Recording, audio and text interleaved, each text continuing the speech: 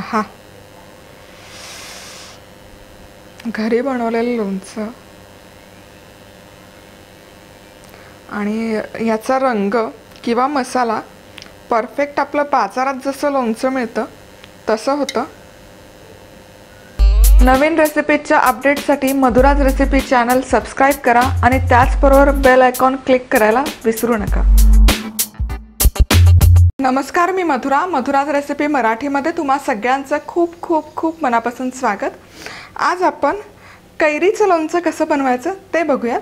गेल्या वर्षी आपण खूप साऱ्या लोणच्याच्या रेसिपी पाहिल्या आहेत. त्यामध्ये लिंबाचं लोणच्याची रेसिपी पाहिली आहे, गाजराचं लोणचं आहे, हिरव्या मिरचीचं लोणचं आहे, सांडगी मिरचीची रेसिपी पाहिली आहे. या सगळ्या लिंक मी खाली डिस्क्रिप्शन बॉक्समध्ये अपडेट करते.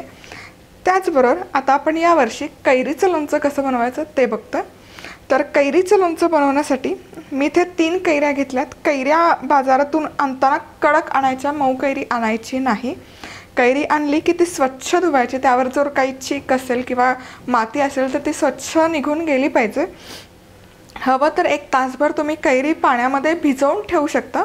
त्यानंतर कोरड्या फडक्याने स्वच्छ पुसून घ्यायची. पूर्ण कोरडी झाली पाहिजे कैरी. पूर्ण ड्राय झाल्यानंतरच ती कट करायची. तर थोडेसे असे मोठ्या आकाराचे काप केले आहे मी, कारण आमच्याकडे थोडेसे असे मोठे मोठे पीसेस आवडतात लोणच्याचे. आणि एनिवेज ते जसजसं मुरत जाईल तसतशी पीसचा आकार पण लहान होतो. पेशन्स हवा. कैरीबरोबरच आपल्याला हवा 1 छोटी वाटी लाल तिखट, अर्धा चमचा हळद, पाव चमचा हिंग, खडे मसाले आहेत. लोणच्याचा मसाला आपण घरी बनवतो आहे. यामध्ये आपल्याला दालचिनी घ्यायची थोडीशी, 4 ते 5 लवंगा आणि 6 ते 7 काळी मिरी, अर्धा चमचा मेथीचे दाणे, 1 छोटी वाटी मीठ घ्यायचं आहे आणि त्याचबरोबर 1 छोटी वाटी मोहरीची डाळ घ्यायची. आपल्याला दुकानात, किराणा मालाच्या दुकानात आरामशीर मिळते. आणि या सगळ्याबरोबरच आपल्याला 1 मोठा बाउल किंवा 1 मोठी वाटी तेल हवं आहे. सगळ्यात आधी सुरुवातीला काय करायचं, हे जे तेल आहे हे तेल आपल्याला कडकडीत गरम करून घ्यायचं आहे. तर कुठलंही तेल तुम्ही या ठिकाणी वापरू शकता. गोड तेल, त्याचबरोबर सनफ्लॉवर तेल किंवा जे घरात तेल अवेलेबल असेल ते वापरू शकता. अगदी मोहरीचंच तेल घातलं पाहिजे असं काही नाही. मी इथे सनफ्लॉवर तेल घेतलं आहे. आता हे तेल व्यवस्थित कडकडीत आपण गरम करून घेऊयात. तेल इथे मस्तपैकी कडकडीत गरम झालं आहे. तेल गरम करण्यामागचं कारण म्हणजे तेलात जर काही इम्प्युरिटीज वगैरे असतील तर त्या निघून जातील. तेवढ्यासाठी आपण तेल गरम करून घेतो. तर गॅस बंद करायचं आणि हे गरम केलेलं तेल आपण थोडा वेळ बाजूला ठेवूयात. आता दुसरा पॅन घ्यायचा, गॅस चालू करायचा. लोणच्याचा परफेक्ट मसाला आपण घरी करतो आहे, तर त्यासाठी लवंग, दालचिनी आणि काळी मिरी पॅनमध्ये घ्यायची आणि हलकीशी भाजून घ्यायची आहे. तुम्हाला कितपत मसाला स्ट्रॉंग आवडतो त्याप्रमाणे तुम्ही या खडे मसाल्यांचं प्रमाण कमी जास्त करू शकता.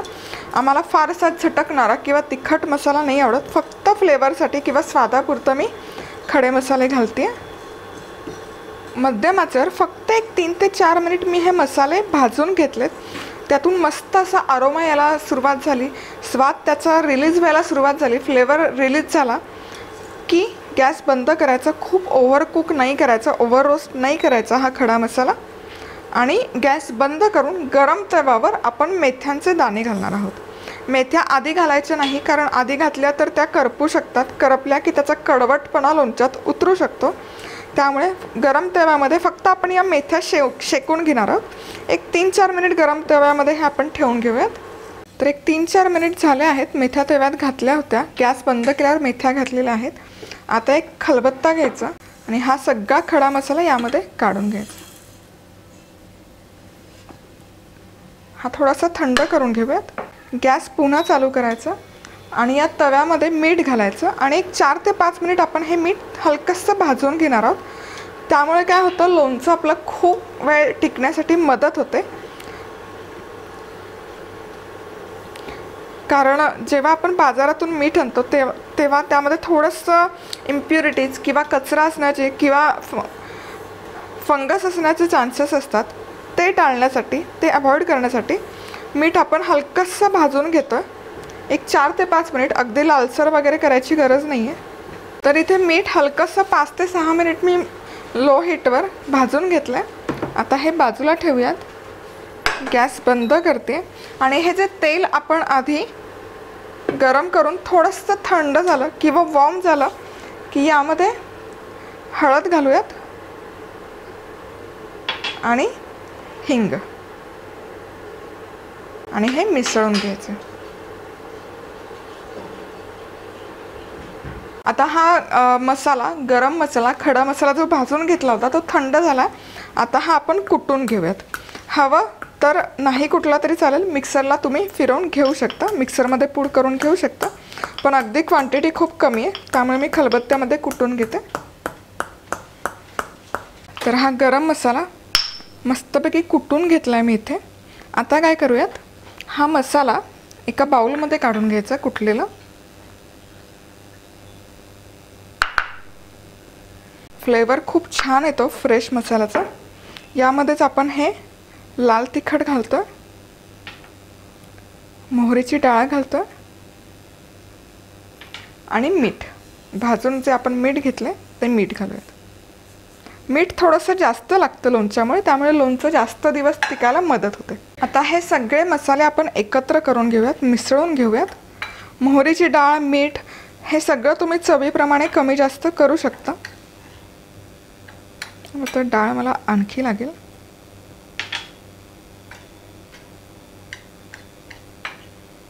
परफेक्ट, जबरदस्त. आणि आपला लोणच्याचा मसाला बनवून इथे तयार आहे. अप्रतिम दिसतोय. आता ही जी कैरी आपण घेतली आहे या कैरीमध्ये हा मसाला घालायचा आणि ही कैरी व्यवस्थित या मसाल्याने कोट करून घ्यायची.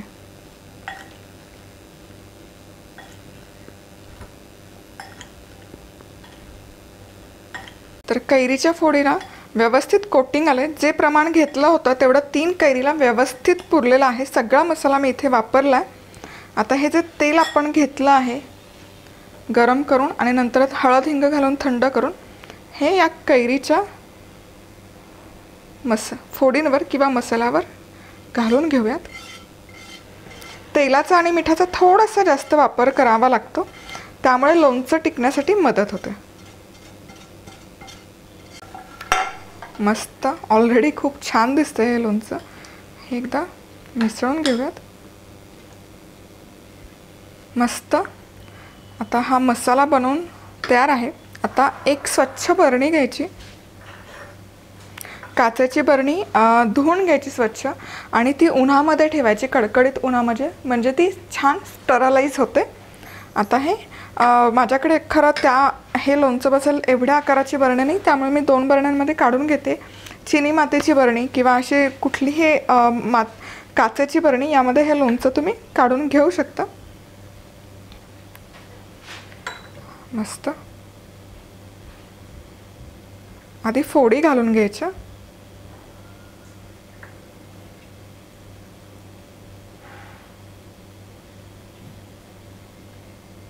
मस्तच.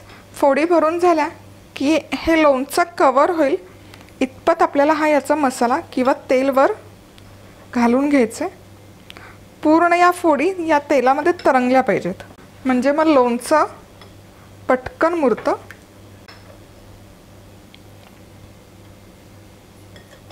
आता लोणच्याच्या फोडी तरंगतील इतपत वर आपण तेल घातलं की झाकण लावायचं.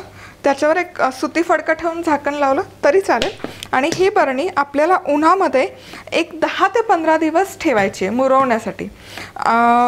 लोणचं मुरत असताना झाकण अजिबात काढायचं नाही. मध्ये मध्ये तुम्ही सारखं दररोज उठून झाकण काढून ते चेक कराल तर अजिबात असं करायचं नाही. पूर्ण टाईट लीड करायचं आणि उन्हामध्ये एक 15 दिवस तरी लागतातच. कैरीचं लोणचं मुरायला थोडासा जास्त वेळ जातो, त्यामुळे एक 15 दिवस तरी उन्हामध्ये ठेवायचं. उन्हाची सोय नसेल, भारताबाहेर राहत असाल तर कुठल्या तरी एखाद्या कोरड्या ठिकाणी पण उबदार ठिकाणी तुम्ही हे लोणचं मॅरिनेट करण्यासाठी किंवा मुरण्यासाठी ठेवू शकता. आणि इथे हे कैरीचं लोणचं जवळजवळ एक 10 दिवस मी मुरवत ठेवलेलं होतं. ॲक्च्युली 2-3 बरण्या झाल्या होत्या, मग मी हे एका बरणीमध्येच शिफ्ट करून घेतलं. आता बघूयात आपण. मस्त. जसं तुम्हाला मी सांगितलं की ते तेल आहे, ते तेल या कैऱ्यांवर फ्लोट झालं पाहिजे, म्हणजे लोणचं आपलं छान मुरतं.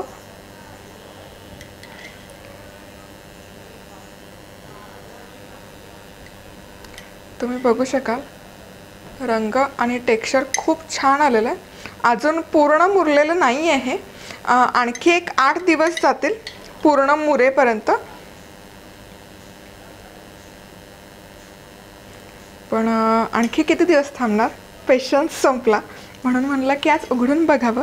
तसं खाऊ शकते मी असं लोणचंही, पण आणखी थोडंसं मुरलं की चव छान लागतं. तर हे काढून बघूयात आपण एका वाटीमध्ये. आहा, घरी बनवलेलं लोणचं आणि याचा रंग किंवा मसाला परफेक्ट आपलं बाजारात जसं लोणचं मिळतं तसं होतं.